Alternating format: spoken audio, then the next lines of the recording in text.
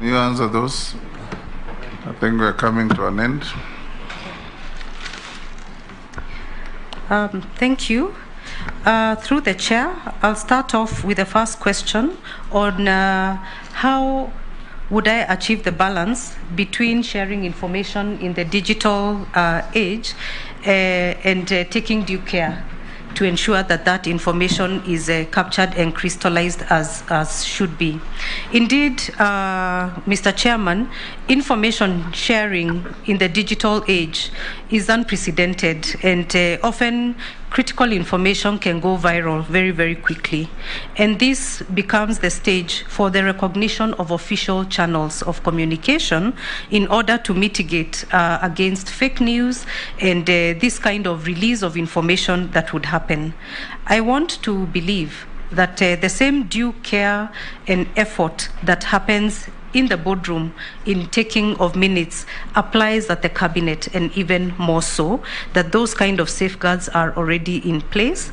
And because decisions that are made at the national level often will carry components that are very sensitive, such as components on security, it could carry components that capture the aspect of defense and others, it would be very important to recognize an official channel of release so that such aspects are removed when official communication is released in collaboration with the communications team that would exist to support the cabinet office.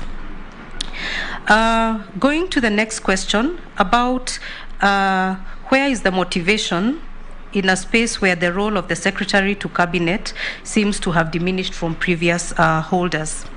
Mr. Chairman, I want to believe that within the Constitution of Kenya 2010, this was the first time that this office was recognized in a singular nature.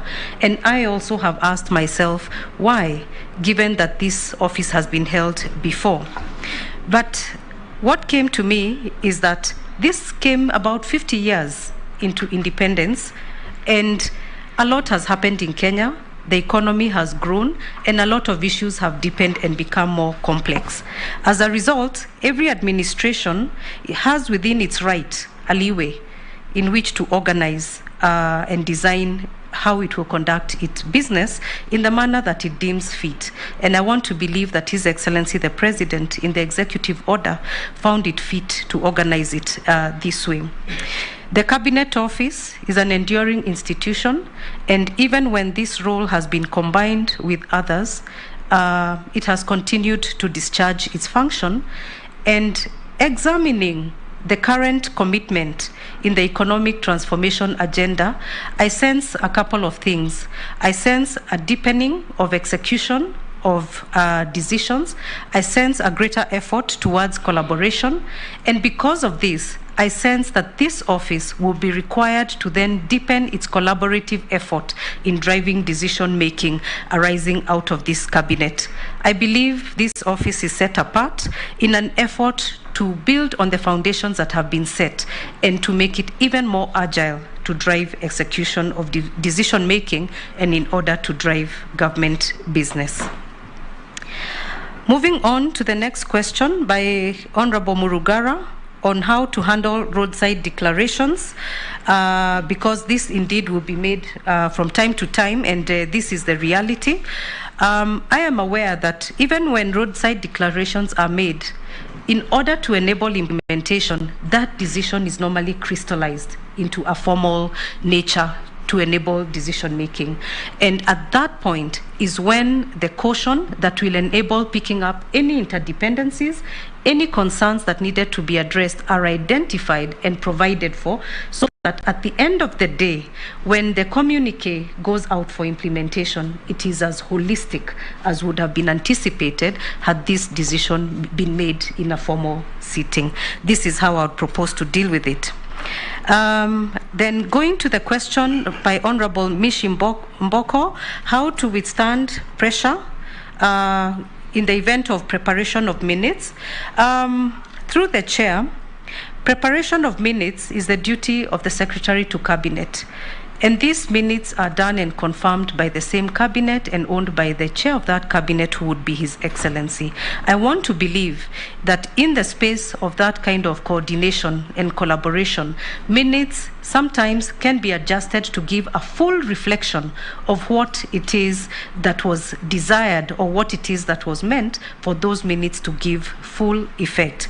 But I did understand the Honorable Mishimboko to indicate where changes are being made that are extraordinary, which would then be brought to the attention of the chair of the cabinet.